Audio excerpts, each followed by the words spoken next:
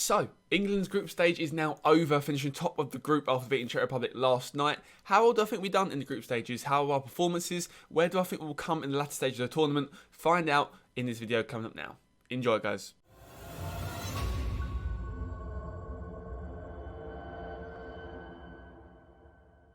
Hello and welcome back to the channel. Like I say, every single video, if you are new around here, why not subscribe to the channel, leave a like and comment as well with your thoughts on your country's group stage performances and also England's. How well do you fear them if you are a different nation, or how well do you think we are going to do? Leave all that in the comments, helps the algorithm. But anyway guys, on with the video. Like I say though, subscribe. Our Euro 2020 group stage campaign is over for England. We finished top of the group. I'm looking on my screen here. 7 points, obviously 2 wins against Croatia and Czech Republic. Obviously both of them 1-0. And a horrible clean sheet draw versus Scotland, 0-0 there. Obviously Scotland came bottom of the group. Czech Republic came third but have qualified. Croatia came second. And of course we came top. Goal difference of 2. 2 goals for, 0 against. So it wasn't the most attacking display. But is it as bad as things seem? Like, a lot of people are saying we're not scoring goals, we're looking rubbish, blah, blah, blah. But then a lot of people are saying no goals conceded in 3 games. Croatia, I know I don't rate them personally. People say they were a great team in the World Cup 2018. They got good credentials as a team. They're not all that for me. But 3 clean sheets is decent. You cannot complain with clean sheets all round. Talk about Italy keeping clean sheets in their last 10 or 30, however many games it is, against mixed opposition. We're doing the same thing, yet England fans are slating our defensive performances and saying our defence is shaky in some games, even though we haven't conceded. Obviously, we would all like England to win every game 3-0. It's not going to happen, though. Under Southgate, it's not going to happen. For me, I would prefer to see some more dynamic play and some more attacking players on show. But if it means we win games, I'm not going to sit here, if we win Euro 2020, I'm not going to sit here and complain that we didn't score enough goals and we still won it. Like, we haven't conceded a goal. Yes, we haven't been tested necessarily, but everyone's rating Belgium as this massive, monstrous team.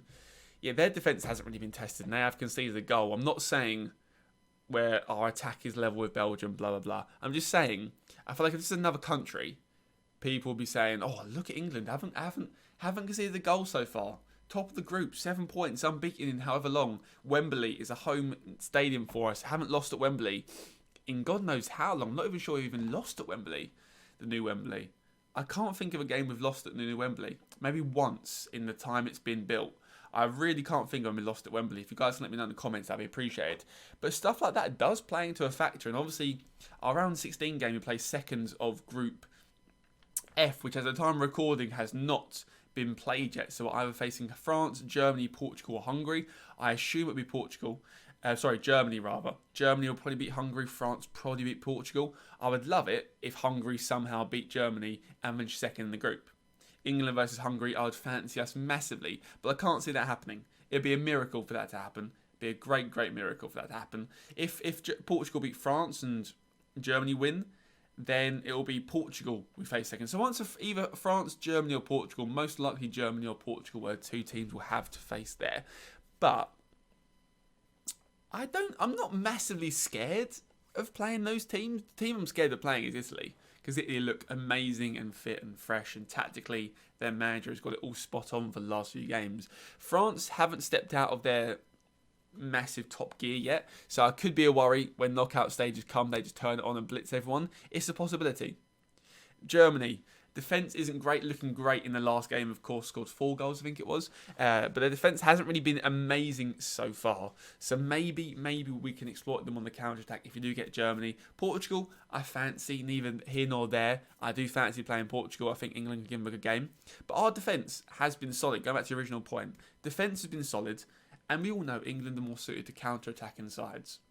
So playing against Croatia, Czech Republic, and especially Scotland, who are not going to allow you to counter-attack them, is tough for our attack. Hence maybe why we haven't scored enough goals. I don't know. But when you're playing against France, Germany and Portugal, the spaces to counter-attack, especially in knockout tournaments, are going to be there. So I think our attack can only improve, really. I'd say it can't get much worse. It hasn't been diabolical. It hasn't been good. I mean, the selection's been good. But we have scored goals and we've got through top of the group. So I'm not sure it's the end of the world like people are saying. We are top of the group. I'm not scared of Group F necessarily. It might come back to bite me. We might lose. Listen, if we lose 4-0 to Germany, we lose 4-0 to Germany. I'm not saying we should go out and batter France, Germany or Portugal. I'm just saying that it's weird how people have got this opinion that England have been absolutely terrible when we've been top of the group. It's just kind of annoyed me a little bit. But in terms of player performances, obviously Saka played very, very well last night. Grealish started for his first time and done very well. Got an assist for Sterling. Sterling's been a confusing one. Obviously scored both of our goals, but his performances as a whole over each 90 minutes haven't been man the match worthy. Even though he scored both goals, he hasn't really done much outside of scoring. You can't really complain about that because he's an attacker and he scored goals. He won us games. I think defensively looked good though. I think Pickford's made a couple of good saves when he's been tested, of course. Maguire's come back and looked solid. I think Mings played very, very well in our first 2 games. Harsh, in a way for him to be dropped. Obviously, Maguire's a much better player than Tyrone Mings. I think John Stones has been decent. Kyle Walker and Reece James haven't been that good at right back. I don't know why. I'm not sure if the system has told them to stay back when they used to go further forwards. I'm not too sure. Similar at left back. I think Trippier done okay at left back, but I think Luke Shaw will probably start in the knockout game. I can't imagine Trippier coming back in for Luke Shaw there. I think Chilwell's out. Obviously, the COVID incident with Mason Mount as well.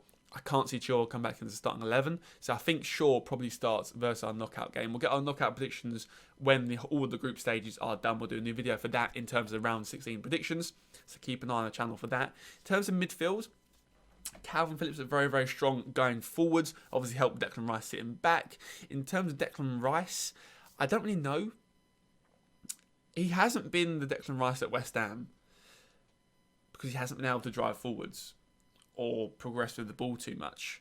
I think it's made down to a tactical approach. I think it's down to tactics that we've kind of told him to sit back and stay deep and make sure we do not concede, which he's done his job. If that's the case, we haven't conceded a goal with Declan Rice on the pitch, or at all, to be fair. 45 minutes without him, we didn't concede either. But our midfield was kind of lost without that anchor in the midfield there. I'd like to see him go forwards more, but I can't see that happening under Southgate or in a knockout tournament. I can't see Rice making those box-to-box runs like he does for West Ham and creating deep chances. I can't imagine him doing that. But I think he's done his job, which Southgate has told him to do. That is not concede. And frankly, we've kept 3 clean sheets. So for me, Declan Rice had a decent tournament so far, but he's not been the Declan Rice that we see at West Ham. So it's hard to judge him because I think he's been told to do different roles for England than he has done for club, which frustrates me. So I think if you pick players that play well for their club, you play them how they're good at. He's still great at holding midfielder, staying back. But I think they're wasting a little bit of talent by him driving forward because he's so athletic on the ball. But I think very, very good. Enough about Declan Rice. In terms of the midfield 3, Foden's been a bit quiet for me. I'm not sure he's done too much for us. Harry Kane has done nothing. I think he's had before last night, because I don't know the stats of that. I think he had 3 shots, none on target in 2 games.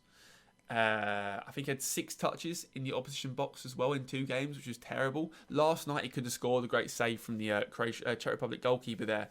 Could have scored. That's his first shot on target, I'm pretty sure. But I'd like to see him be a striker. There's so many times he's in our own half trying to ping passes out wide. Like, you're a striker. You're meant to be the focal point. Stop playing like you are for Spurs and be a striker like you was a couple years ago for Spurs. This last season at Spurs, he's dropped deeper. He's done well there still, but I think he's still best as the last man up front. He seems to have been shaken out of that last season. I'd like to see him be a bit more like he was a few years ago for Spurs, on the last shoulder, looking fit, but he doesn't really look too fit either. Talking of not looking fit, I don't think Rashford's done anything when he's come on the pitch. Who was on the right-hand side for us? Obviously, Saka was last night. Before that, it was Foden and Mount. So Mason Mount, does he come back in for knockouts? I think we stick with Sterling, Grealish and Saka because they played very, very well in the first half. In the first half, they were. Second half, nothing happened. That game might as well been turned off at half time. Does Mount come back into starting lineup? I think he does because he's defensively better against teams like France, Germany or Portugal.